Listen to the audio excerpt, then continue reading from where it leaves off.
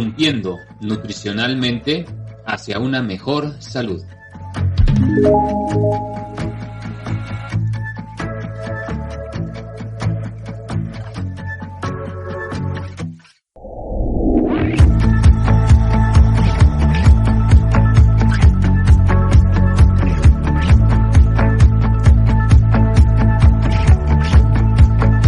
Irrumpiendo nutricionalmente hacia una mejor salud.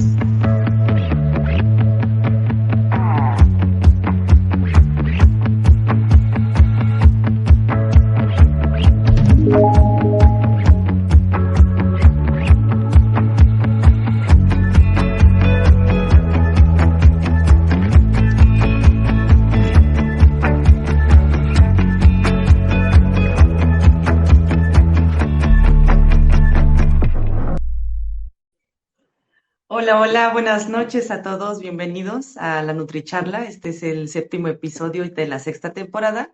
Ya un ratito sin saludarlos, pero me da mucho gusto estar de vuelta compartiendo un poquito de algunos temas de nutrición, algunos temas que a mí en este caso me parece muy interesante lo que vamos a charlar hoy, que es la obesidad y resistencia a la insulina, desde un aspecto pues un poquito más fisiopatológico probablemente y sobre todo en la parte nutricional. Al final es un tema que tiene mucha implicación a nivel de todos los aspectos en las áreas de la salud, no solamente, bueno, a nivel médico, sino a nivel nutricional, a nivel psicológico, a nivel hormonal y, bueno, demás condiciones multifactoriales que se ven implicadas con respecto a la obesidad. Y justamente, pues sí es una condición multifactorial. No hay un solo aspecto que determine la aparición de la obesidad per se. Entonces, es por eso que es tan compleja de tratar y es tan compleja también pues de conocer, y cada vez se descubren más aspectos relacionados a cómo es que el tejido adiposo tiene tanta relación con los aspectos metabólicos del paciente. Y bueno, justamente este tema del día de hoy quiero enfocarlo un poco más a esta cuestión metabólica, a cómo es que de ahí puede desencadenarse el síndrome metabólico, un tema también que ya hemos estado platicando a lo largo de diferentes charlas en este podcast, pero que bueno, nunca está de más retomarlo y más que nada con estos aspectos fisiopatológicos que son la parte de la obesidad central como tal y la resistencia a la insulina.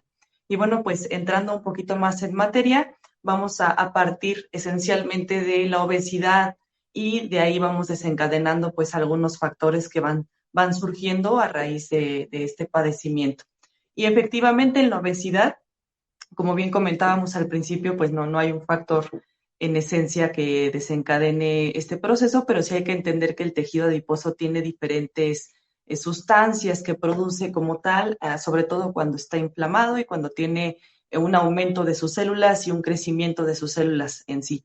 Entonces, justamente cuando una persona mantiene un balance energético positivo a lo largo del tiempo y que efectivamente no está realizando un gasto adicional como lo es la actividad física, o que al final dentro de sus mismas actividades diarias tenga una demanda mayor a lo que ingresa a nivel de comida, pues bueno, en efecto, ese es uno de los principales factores para desencadenar la obesidad. Justamente de ahí que las dietas hiperenergéticas de alta densidad a nivel calórica y con una carga insuficiente a nivel de nutrientes, pues bueno, va a traer todos estos efectos a largo plazo.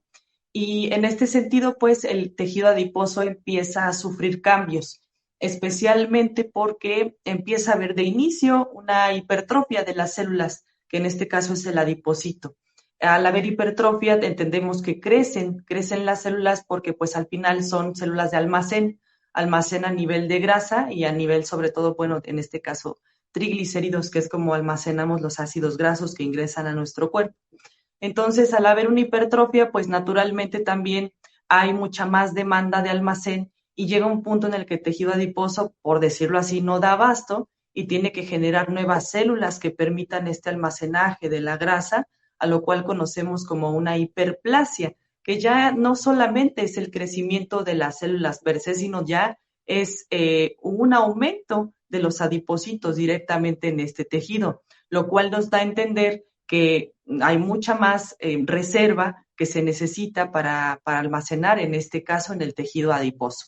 Esos dos efectos pues alteran mucho la química natural justamente de este tejido y empieza a haber un proceso inflamatorio, lo cual conocemos como inflamación crónica de bajo grado, inflamación sistémica de bajo grado, que al final, como su mismo nombre lo dice, es como pequeñas dosis de inflamación a lo largo del tiempo que pues al final van a traer repercusiones metabólicas interesantes y muy, muy impactantes para la persona en sí que la padece.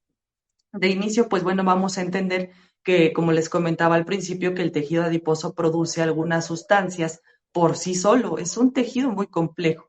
Estas sustancias se llaman adipoquinas porque, bueno, provienen del tejido adiposo, pero en realidad son de esta familia procedente de las citoquinas proinflamatorias que vemos en cualquier proceso inflamatorio como tal. Pero bueno, en este caso, las adipoquinas producidas por el tejido adiposo van a empezar a causar problemas. Vamos a tener, por mencionar algunos ejemplos dentro de estas sustancias o de estas, justamente de estas sustancias, vamos a encontrar el factor de necrosis tumoral alfa, algunas interleucinas como la interleucina 1, interleucina 6, podemos encontrar el aumento también de la leptina, que en sí esta hormona la vamos a ver, la podemos charlar incluso por sí sola, porque hay mucho de dónde tomar para este tema. Pero bueno, parte de esto también se va a producir ante la inflamación sistémica que se está dando, a partir del crecimiento como tal del tejido adiposo.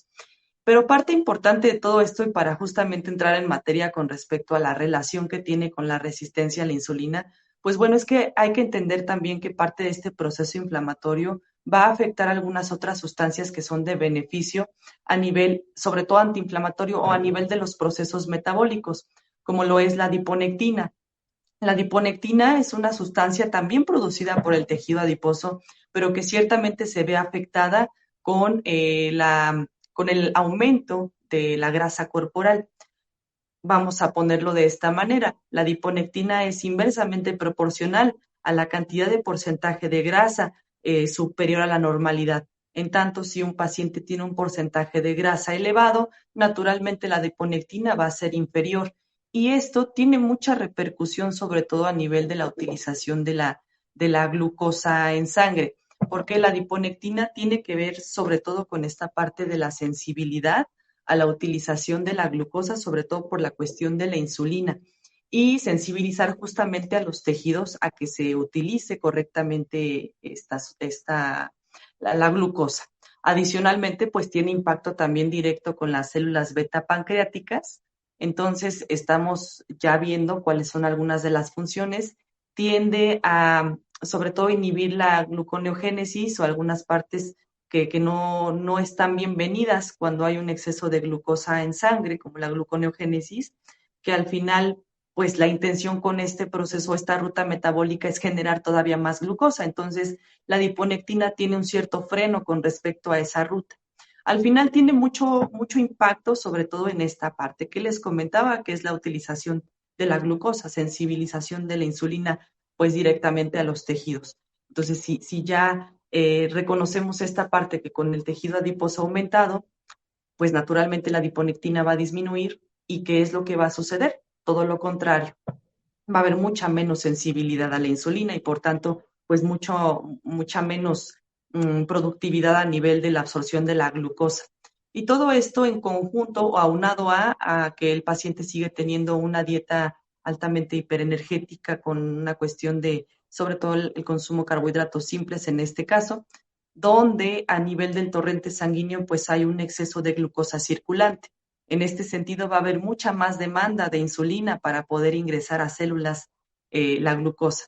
Esta demanda pues ciertamente va a impactar de forma directa a nivel de células beta pancreáticas para estar sobreproduciendo más insulina.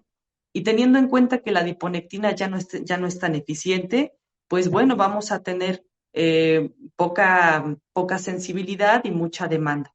En este caso también es importante, bueno, reconocer que uno de los principales factores para desencadenar como tal la resistencia a la insulina, pues es el daño del receptor que tienen las células para recibir, valga la redundancia, la insulina y que puedan activarse los accesos celulares a la glucosa.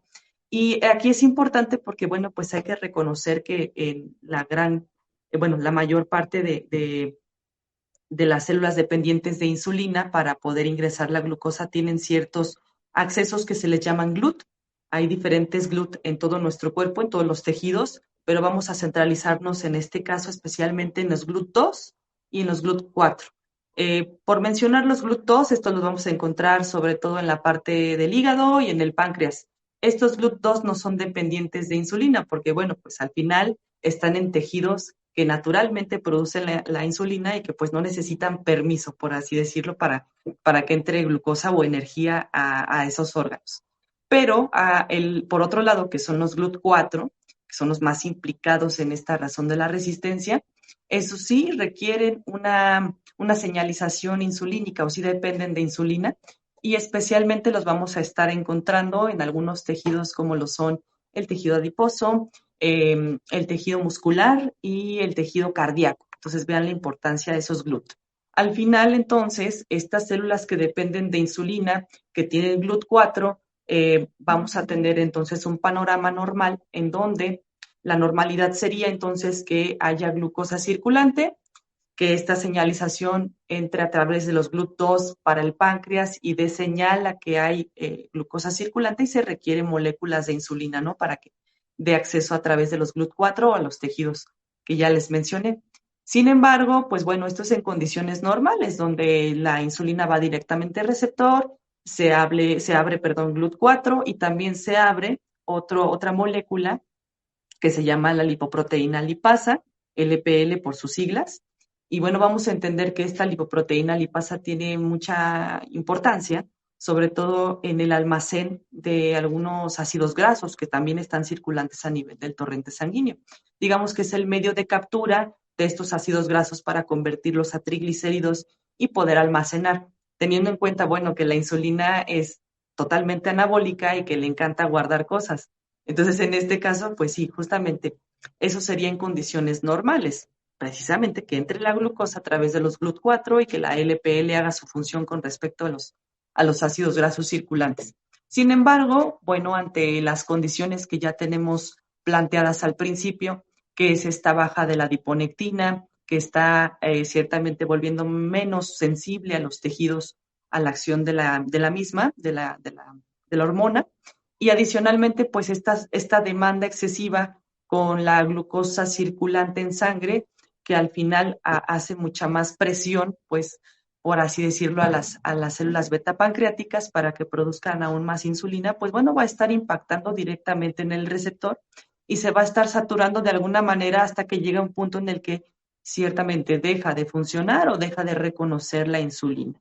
En este punto, pues imaginemos el panorama en el que el receptor no funciona, la insulina precisamente no llega o llega, pero no se reconoce, y en tanto, pues la glucosa circulante va a permanecer a nivel del torrente sanguíneo y no directamente en células, abriendo GLUT4, las lipoproteína lipasa tampoco se activa y por tanto los ácidos grasos también estarán a nivel del torrente sanguíneo y empiezan a largo plazo a causar diferentes impactos.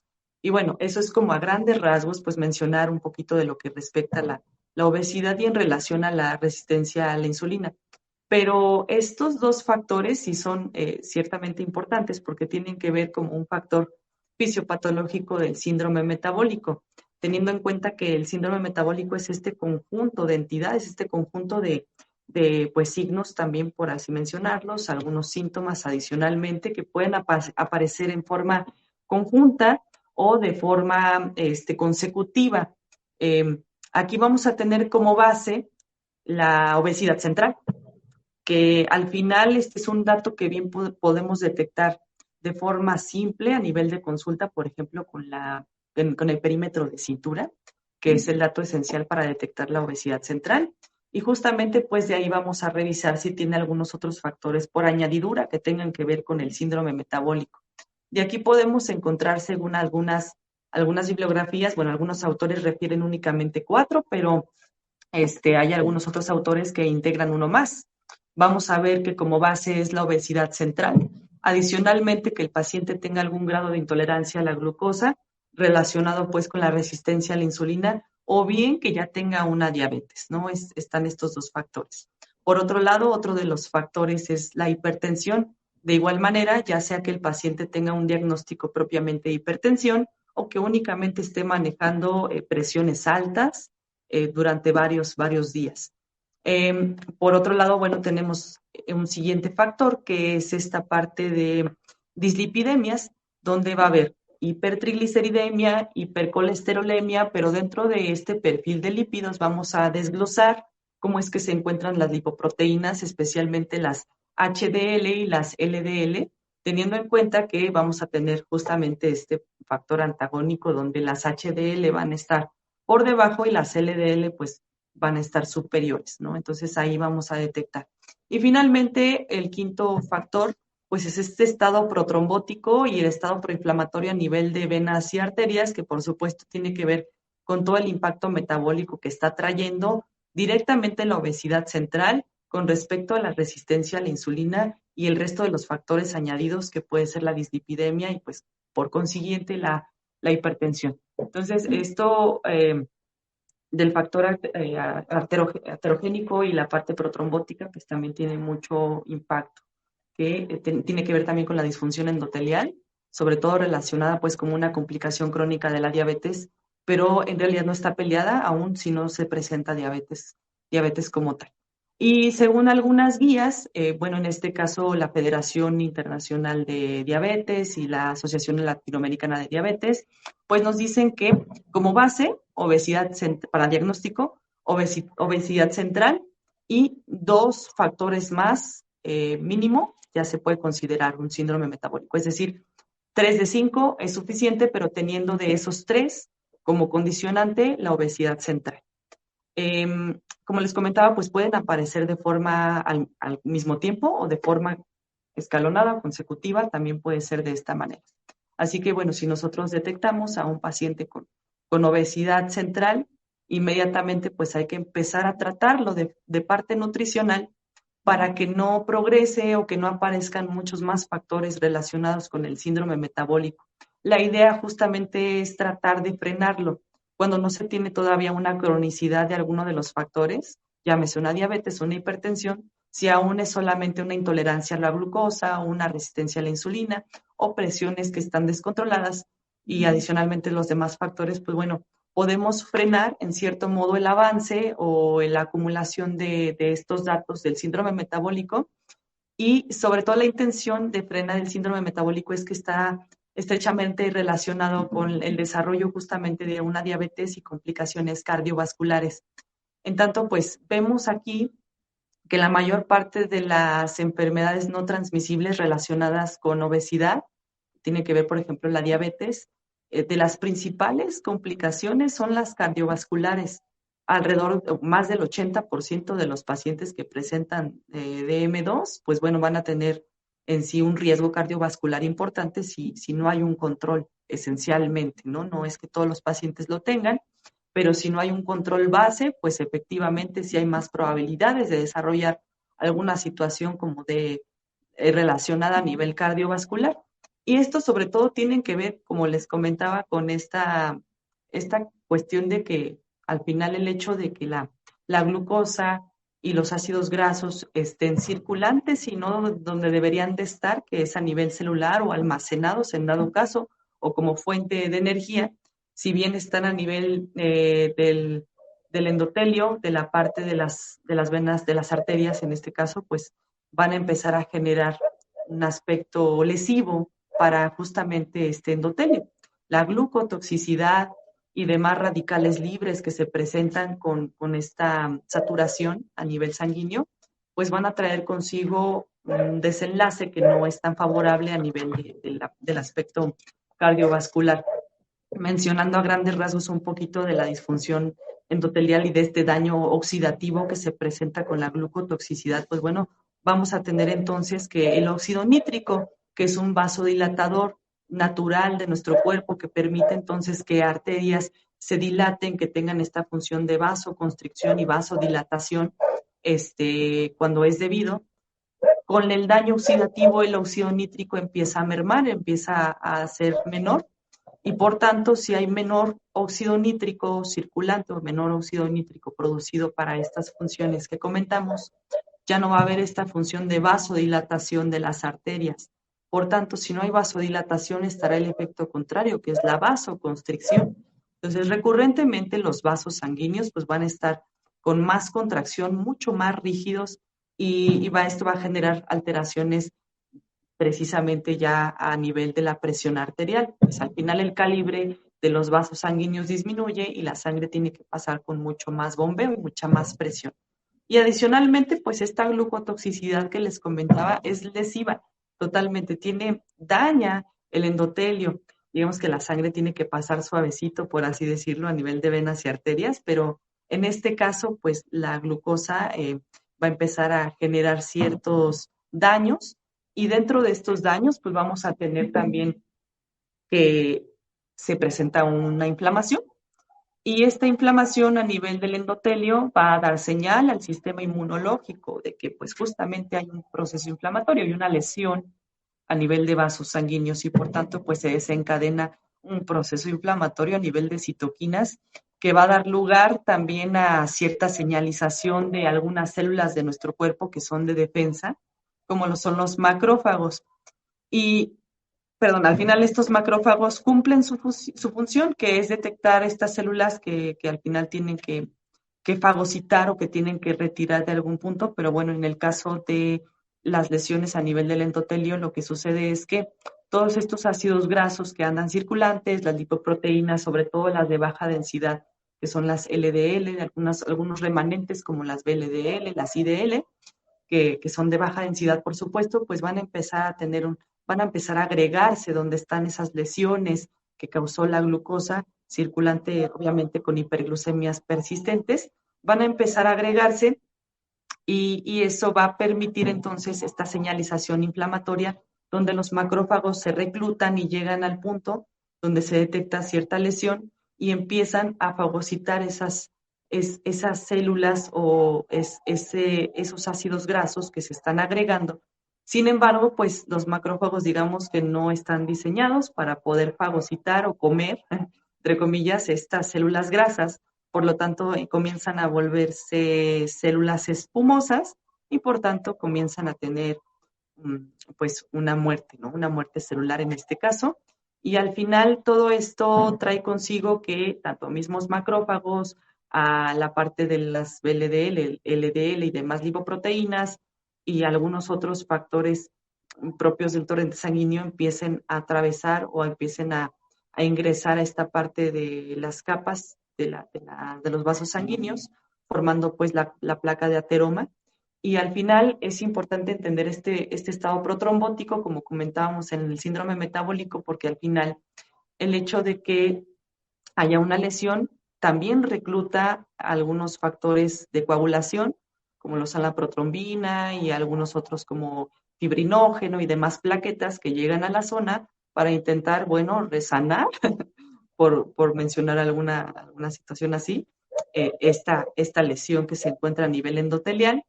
Y efectivamente comienzan a formar un trombo, comienzan a formar este estado protrombótico que en algún momento va a causar problemas si seguimos teniendo pues esta acumulación de placa de ateroma a nivel de vasos sanguíneos. Y bueno, pues al final observemos todo este panorama, ¿no? De cómo se desencadena a partir de la obesidad diferentes alteraciones metabólicas. Y al final la insulina tiene una implicación importantísima aquí, tiene mucho, mucho que ver con todo este desarrollo. Por eso es tan importante desde que se detecta una obesidad central, tratar de frenar ese progreso o tratar de frenar la adición de nuevos factores propios del síndrome metabólico. Y justamente la alimentación tiene una implicación importantísima a nivel, obviamente, del gasto que tengamos adicional, sobre todo con la parte del ejercicio físico, pues adicionalmente, ¿no? Pero en sí, la nutrición juega un papel importantísimo y sí es importante tenerlo en cuenta. Ya nada más paso a algunos factores referentes con la parte de la obesidad central que comentábamos. Pues bueno, según las guías, vamos a hablar un poquito de esa parte.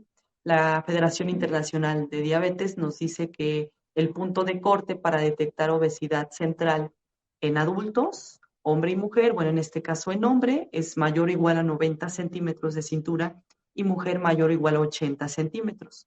Hay algunas guías que son un poquito más permisivas o que de igual manera las podemos adaptar de acuerdo al contexto en el que estemos trabajando, como lo es la Asociación Latinoamericana de Diabetes, nos dice que en hombres de 94 mayor o igual a 94 y en mujeres mayor o igual a 88. Pero les digo, ya depende un poquito del contexto y de la guía en la que se basen, que al final aquí es un poquito también la cuestión del pensamiento crítico y de lo que nuestro paciente nos vaya indicando, porque al final sí es necesario tener en cuenta estos puntos de corte como partida, sobre todo para detectar el riesgo en quienes ya se encuentren superior a esto.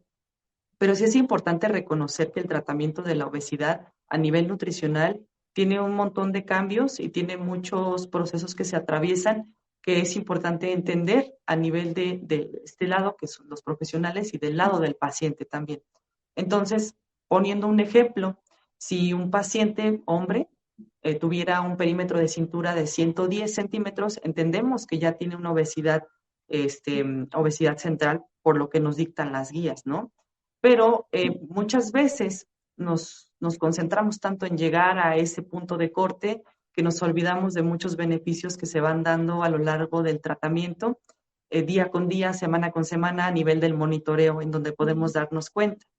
Entonces, justamente este monitoreo nos va a permitir entender que no todo es llegar a ciertas metas, a lo mejor tan drásticas, sino ir, pues, peldaño por peldaño. En este caso, si el paciente tiene 110 centímetros y en el monitoreo refleja 105, probablemente sigue estando superior a los 90 que nos refiere la guía, pero esos 105 o esos 5 de diferencia a nivel de centímetros ya están haciendo un ajuste poco a poco, pues a nivel metabólico. Entonces, esperar que en el siguiente monitoreo, pues el paciente ya en vez de 105 sea 100 centímetros. Y efectivamente sigue siendo superior a 90, pero ya no tiene el mismo impacto que cuando tenía 110 centímetros y el paciente inmediatamente va a empezar a notar muchísimas mejorías. Entonces, es importante adaptarlo a las condiciones del paciente, a cómo está llevando su tratamiento, ir adecuando toda esta parte nutricional, que es un pilar indispensable en esta situación. Y de verdad que tiene un impacto importantísimo. A mí no me deja de sorprender la nutrición cada día. Entonces, si podemos hacer todo este tipo de ajustes a nivel de la alimentación, pues qué mejor, ¿no? Entonces, justamente eso es lo que quiero compartirles, dejar este mensaje de que como profesionales de esta área tenemos mucho que hacer y tenemos que seguir trabajando, pues a nivel multidisciplinario, sobre todo, eso es un trabajo importantísimo. El trabajo del médico, el trabajo del nutriólogo, un aspecto psicológico de ser posible y demás aspectos que son pues multidisciplinarios, pues dan el éxito totalmente a lo que queremos a nivel de nuestro paciente. Pero sí, en realidad, pues nada lo dicta como tal un libro, sí es importante tener este acercamiento con las personas que tratamos para poder entender muchas situaciones que tienen que ver sobre todo con decisiones, ¿no?, que tomamos ya en el momento y que le pueden beneficiar al paciente, que al final ese es el objetivo, el beneficio del paciente y que sea una alimentación sostenible, llevadera, que se genere justamente un equilibrio y para eso, bueno, la educación nutricional. Entonces, bien, pues espero que les haya gustado esta charla. Me gustaría que compartieran algunos comentarios por aquí. Creo que hay uno, no me había dado cuenta, hay un comentario. Ok, sí. Gracias por los comentarios. Entonces, sería bueno que de igual manera dejaran si tienen algo que aportar. Es un tema muy complejo que a lo mejor en una charla, pues, nos pudiéramos extender mucho más rato, ¿no?, platicando aquí entre todos. Pero bueno, asentando algunas partes importantes del tema, me dio mucho gusto saludarlos. Nos vemos nuevamente pronto por aquí. Muchas gracias y que tengan excelente noche. Nos vemos el siguiente martes con una charla más. Buenas noches.